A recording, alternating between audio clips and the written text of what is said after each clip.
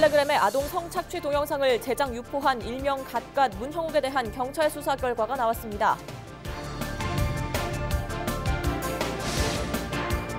월성 원전 고준위 핵 폐기물 임시 저장소인 맥스터의 추가 건설을 반대하는 시민들이 경주역 광장에 모였습니다.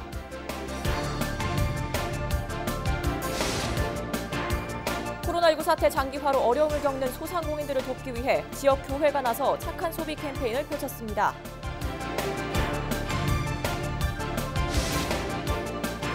코로나19 여파로 휴관에 들어갔던 대구 지역 공공시설들이 단계적으로 다시 문을 엽니다.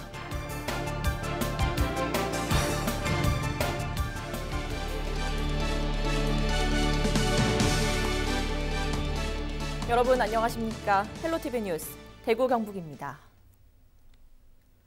텔레그램의 아동 성착취 동영상을 제작 유포한 일명 갓갓 문형욱에 대한 경찰 수사 결과가 나왔습니다.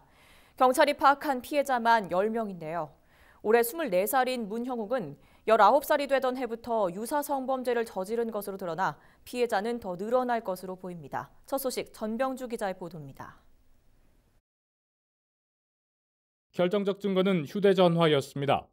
경찰이 압수수색 과정에서 2017년에 폐기된 휴대전화를 찾았고 그 안에 3,000개가 넘는 범행 이력이 발견됐습니다.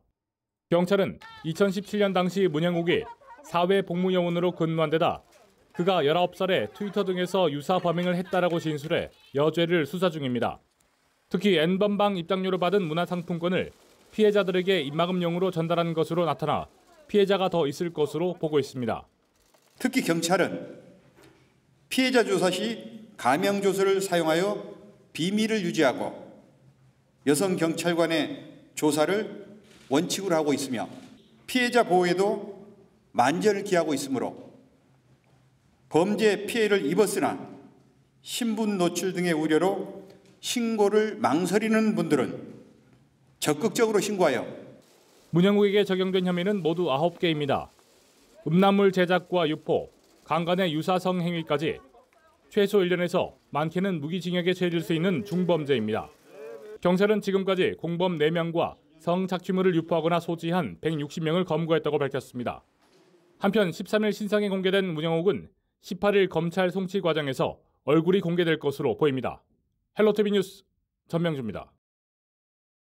지난 1월 원자력안전위원회가 월성 원전의 고준위 핵 폐기물 임시 저장소 맥스터 추가 건설을 승인했죠. 찬반 여론을 수렴하는 공론화도 진행 중인데요. 이를 반대하는 시민들이 지금 경주에 있는 핵 폐기물을 모두 들고 가라며 천막농성에 돌입했습니다. 박은경 기자입니다. 월성 원전 고준위 핵 폐기물 임시 저장소인 맥스터 추가 건설을 반대하는 시민들이 경주역 광장에 모였습니다. 진행 중인 공론화 과정을 중단하고 현재 쌓여 있는 핵 폐기물을 모두 반출하라며 천막 농성에 돌입한 겁니다. 우리에게 필요한 공론화는 맥스터 건설 공론화가 아니다. 2005년 주민투표 이행을 위한 공론화, 고준위 핵 폐기물 반출 방안 논의를 하는 공론화가 필요할 뿐입니다. 이들은 중저준위 방패장 유치지역 특별법에도 사용 후 핵연료 관련 시설은 유치지역에 건설할 수 없도록 하고 있다며 맥스터 추가 건설은 엄연한 불법 행위라고 주장했습니다.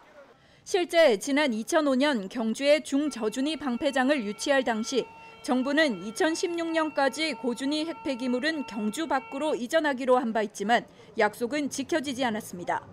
경주는 중저준위 방패장이 설치가 됐고 유치지역이 되었기 때문에 당시에 그 정부 원자력위원회의 의결과 그리고 그것을 담보하기 위한 그 방패물 유치지역법 18조의 규정에 정면으로 위배. 갈등이 지속되는 가운데 원자력안전위원회는 이미 올 1월 맥스터 추가 건설을 승인한 상황. 여론 수렴을 위해 구성된 지역 실행기구도 이달 초 주민들을 대상으로 사전 설명회를 마친 뒤 최종 결정에 참여할 시민들을 모집 중입니다. 본 설명회 때는 재검이 참여를 해가 답변을 해야 되거든요. 그래서 재검이 참여 문제하고 이런 문제 때문에 원래 정례로 협의체를 하게 되어 있잖아요. 그래 그걸 하자고 재검이 요청을 해놓은 상태입니다. 4년 전 시작된 맥스터 증설 논의. 핵폐기물이 가득 차는 시점을 1년여 앞둔 지금도 여전히 평행선만 달리고 있습니다. 헬로티비 뉴스 박은경입니다. 코로나19 사태 장기화로 어려움을 겪는 소상공인들을 돕기 위해 지역 교회가 나섰습니다. 대구와 경산 지역 6개 교회 대표와 교인 100여 명이 경산 공설시장을 찾아 착한 소비 캠페인을 펼쳤습니다. 이하영 기자입니다. 평일 오후 소비자들의 발길이 뜸한 전통시장이 모처럼 만에 북적입니다. 코로나19로 어려움을 겪고 있는 전통시장 상인들을 위해 지역 교인들이 나선 겁니다. 이런 행사를 함으로써 자주 하면 더 좋고요. 왜 그러냐면은 외부에서 오는 사람들이 또 이 지역에 이런 행사를 하게 되면은 참 사람들이 많이 붐비는구나 이래가지고 좀 경제도 더 살아날 수도 있고 그러니까는 이런 행사를 좀 자주 해줬으면 고맙겠습니다. 대구와 경산 지역 6개 교회 연합은 14일 경산 공설시장과 수성구 실매시장에서 지역사랑 착한 소비 캠페인을 개최했습니다. 이제 코로나19 때문에 지역의 소상공인들뿐만 아니라 지역의 골목 상권이 완전히 지금 죽어 있어서 이렇게 있어서는 안 되겠다 해서 우리 교회가 이분들을 돕고 협력하고 또 마중물이 되어서 지역 상권을 살려내고자 이렇게 계획하게 되었습니다. 6개 교회 연합은 캠페인에 앞서 전체 교인 10,000여 명에게 온누리 상품권을 배부했습니다. 우리 경산 지역에 있는 6개 교회 목사님과 신도분들께서 모금을 해서 1억 2천만 원어치 온누리 상품권을 구매해서 경산 시장에서 주로 소비함으로써 지역 경제 활성화에 큰 도움이 되고 그리고 또 지역 상인들에게 희망을 줄 수 있다고 이렇게 생각하고 있습니다. 코로나19 여파로 모두가 힘든 시기, 지역 교회에서도 착한 소비 캠페인을 통해 이웃 사랑을 실천하고 있습니다. 헬로티비 뉴스 이하영입니다. 구미시에서 최근 차량 털이 피해를 봤다는 여러 목격담들이 나오고 있습니다. 실제로 창문을 깨부수고 차량 안에 물건을 훔치는 등 공영 주차장에서 차량 털이 피해 신고가 잇따랐던 것으로 확인됐습니다. 신성철 기자입니다.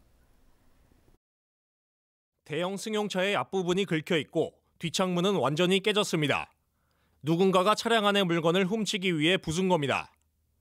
차량 주인은 구미시 옥계동의 한 공영주차장에 차를 댔다가 11일 새벽 사이에 피해를 입었습니다. 대범하게 창문을 깨부순 뒤 훔쳐간 물건이 과자 2봉지와 음악을 넣은 USB뿐이었다는 게 피해자를 더 황당하게 했습니다. 고급차에 뜬금없이 창문 깨가지고 들어온다는 그 자체가 뭐라 그래야 되나 동네의 치안 자체가 너무 안 되는 것 같은 그런 부분에서 황당하죠.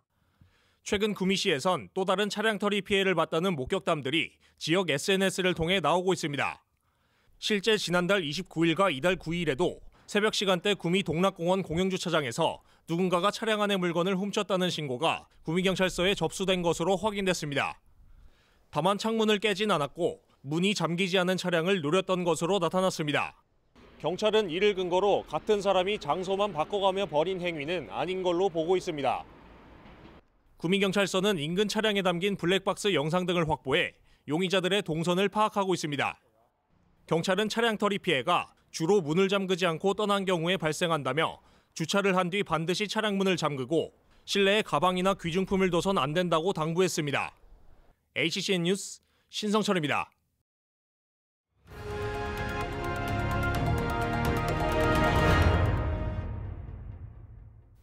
등교 개학 벌써 5번이나 미뤄졌는데요. 오는 20일 고3부터 순차적으로 개학 예정인 가운데 임종식 경북교육감이 등교 수업을 어떻게 운영할지에 대한 계획을 발표했습니다. 주요 내용 화면으로 보시죠. 먼저 등교 수업 운영 기본 방침을 말씀드리겠습니다. 첫째, 학생의 안전과 건강을 최우선으로 학교 및 학급 규모에 따라 1에서 5부제, 격일제, 격주제 등 맞춤형 등교 수업을 실시하겠습니다.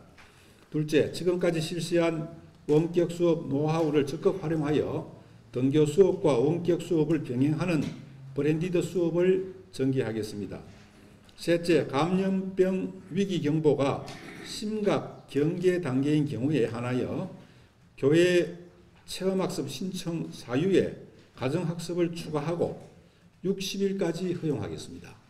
학교 급별 등교 수업 방안에 대해서 말씀드리겠습니다. 먼저 유치원입니다. 유치원은 유아의 안전이 최우선적으로 고려되어야 하고 맞벌이 가정의 경우 육아에 대한 부담을 들어주는 방안이 필요합니다.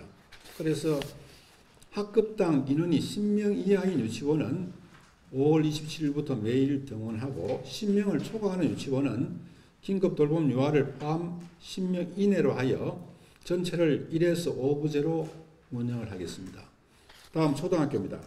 원격 수업과 등교 수업을 병행해서 수업 시간의 탄력적 운영 등 지역 및 학교 여건에 맞는 다양한 학사 운영을 시행을 하겠습니다. 특히 과대 학교 과밀 학급 학생의 안전과 학습권, 학습기회 균등을 고려하여 초등학교는 25학급 이상인 학교, 격일제 또는 격주제 등교를 하여서 하고 학급별 학생 수 25명 초과 학급은 교실을 분리하거나 넓은 교실로 이동하여 수업을 진행합니다. 다음은 중고등학교입니다. 중학교 3학년과 고등학교 3학년은 매일 등교를 원칙으로 합니다. 학교 내 밀집도를 해소하기 위해 중학교는 16학급 이상, 고등학교 25학급 이상 과대 학교의 1, 2학년은 학년 단위 격주제로 등교 수업과 원격 수업을 병행하겠습니다. 학급당 28학급을 초과하는 과밀 학급은 학급 내 분반, 특별실 활용, 미러링 수업 등을 학교에서 자율적으로 방안을 수립하여 운영하겠습니다. 미러링 수업은 한 반에 수업하는 걸 옆 반의 아이들 반을 분반을 해놓고 중계하는 그런 형식입니다. 그래서 여기에는 별도 인력을 지원을 하도록 하겠습니다. 기숙사는 우리가 가장 고민하는 기숙사입니다. 접촉도를 최소화하기 위하여 1인 1실을 원칙으로 하고 최대 2인 1실까지 가능하며 불가능한 경우에는 1, 2학년은 격주 또는 2주 간격으로 운영하겠습니다. 다음 특수학교입니다. 유초, 중고 단계별 등교 수업 일정을 기본적으로 준용하되 장애 학생의 건강 상태, 학교 여건 등을 고려하여 등교 수업 일정을 특수학교장이 결정을 합니다. 특수학교 기숙사도 1인 1실을 원칙으로 하고 최대 2인까지 허용하여 운영을 하겠습니다. 여기에도 마찬가지로 격일, 격주제를 활용하도록 하겠습니다. 더불어 안전한 학교 환경을 위한 통학비 지원 확대, 긴급 돌봄 운영 등을 지속적으로 실시를 하겠습니다. 다음 교회 체험학습 관련입니다. 감염병 위기 경보가 심각 경계 단계인 경우에 한하여 교회 체험학습 사유에 가정학습을 추가하였습니다.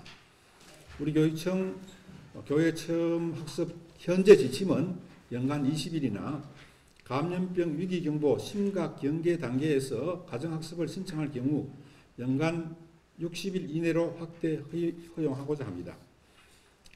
이는 서울이 어제 34일로 이렇게 발표가 됐습니다. 이는 학생의 안전과 건강을 최우선으로 고려한 사항으로 학생이 일정 기간 집에 머물며 학습하는 것도 출석으로 인정하겠습니다. 일부에서는 이걸 등교 선택권이라 이렇게 표현하기도 하는데 일단 공식적인 용어는 가정학습으로 되어서 계획서를 제출하고 거기에 따라서 가정학습을 하는 것으로 되어 있고 우리 나름대로 온라인이나 또는 과제나 이런 것들에 대해서는 지원을 추구하도록 하겠습니다. 경북에서 한 명이 코로나19 신규 확진 판정을 받았습니다. 신규 확진자는 앞서 지난 11일 경산에서 확진 판정을 받은 18개월 여아의 엄마로 이달 3일부터 9일까지 파키스탄을 다녀온 이후 검사 결과 양성으로 나타났습니다. 대구 지역 신규 확진자는 없습니다. 코로나19의 여파로 휴관에 들어갔던 대구 지역 공공시설들이 단계적으로 다시 문을 엽니다. 테니스장과 축구장 등 야외 체육시설은 13일부터, 실내 체육관, 수영장 등은 20일부터 전면 개방됩니다. 또 대구 미술관과 문화예술회관 등 전시시설은 20일 개관하고 공연장은 5, 6월 사이 무관중 공연으로 우선 문을 열 예정입니다. 대구시는 개관에 앞서 모든 시설에 대해 방역 소독을 실시하고 모의 훈련도 진행할 방침입니다. 시민 자율형 무인 도서관인 경주 황성공원 숲속 책 쉼터가 운영을 재개했습니다. 경주시립도서관은 코로나19 확산 방지를 위해 운영을 중단했던 숲속 책 쉼터를 14일부터 다시 운영한다고 밝혔습니다. 황성공원 내 동편 정자와 계림중학교 사거리 정자 인근에 있는 책쉬운터는 시민들에게 기증받은 도서와 시사 교양 잡지, 어린이 도서 등 600여 권의 도서를 갖추고 있습니다. 시민들이 자율적으로 도서와 잡지 등을 열람하고 반납하는 방식으로 운영되며 10월까지 시민 누구나 이용할 수 있습니다. 대구 수성구 일부 지역에 20일 밤부터 그 다음 날 아침까지 흐린 물이 나올 수 있습니다. 대구시 상수도사업본부는 물 방향을 되돌리는 작업으로 인해 수성구 연호동과 이천동, 만촌동 2,700세대에 막지 않은 물이 나올 수 있다며 수돗물을 미리 받아달라고 당부했습니다. 급수 관련 문의사항은 대구시 상수도사업본부 시설관리소나 수성사업소로 연락하면 됩니다. 윤경희 청송군수가 자필 서한문으로 코로나19와 싸우고 있는 청송군 공직자들을 격려했습니다. 윤 군수는 서한문에 청송군에 2명의 코로나 확진자가 나온 이후 더 이상 확산하지 않고 있는 것을 다행으로 생각한다며 500여 공직자들의 노고에 감사하는 내용을 담았습니다. 우리 공직자들에게 뭔가 따뜻한 마음을 보이고 싶었는데 말로는 표현하기가 참 어렵고 그래서 청송군은 지난 1일 조례를 개정해 장기 근속 직원의 특별 휴가와 격려 휴가를 5일씩 확대해 직원들의 복지 증진에 힘쓰고 있습니다. 경북 테크노파크가 지역 섬유 기업이 보건 안전 섬유 소재 등 유망 품목으로 전환할 수 있도록 지역 활력 프로젝트 사업을 추진합니다. 기업당 최대 3,500만 원까지 지원하며 시제품 제작과 공정 개선, 사업화 지원 등 전 주기적인 기업 지원 프로그램을 추진할 방침입니다. 경북 테크노파크는 오는 18일부터 1차 수혜기업 신청을 받을 예정입니다. 본격적인 영농철을 맞아 농기계 안전사고가 늘고 있어 주의가 요구됩니다. 영천소방서는 최근 화남면과 고경면에서 경운기 사고가 발생하는 등 농기계 안전사고가 이어지고 있다고 밝혔습니다. 소방서는 사고 예방을 위해 논밭 출입 시 안전에 주의하고 농기계 운행 전 점검 실시, 방향 지시 등과 야간 반사판 부착, 음주운전 금지 등 안전 수칙을 지켜줄 것을 당부했습니다.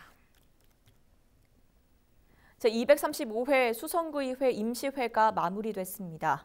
이번 임시회에서 수성구의회는 수성구 어린이 급식관리지원센터 설치 및 운영 조례안 등 모두 10개의 조례안과 안건을 처리했습니다. 또 구정 질문을 통해 환경 교육 문제와 출산율 등 지역의 여러 문제를 짚어보는 시간을 가졌습니다. 대구시가 가정과 상가에서 에너지를 아낀 만큼 인센티브를 돌려주는 탄소 포인트 제도를 운영합니다. 전기, 수도, 도시가스를 지난 2년 동안의 월 평균 사용량보다 적게 사용한 경우 감축률에 따라 최대 5만 원을 현금이나 그린카드 포인트로 받을 수 있습니다. 탄소 포인트제 가입 신청은 탄소 포인트제 홈페이지 또는 구군 환경부서를 통해 하면 됩니다.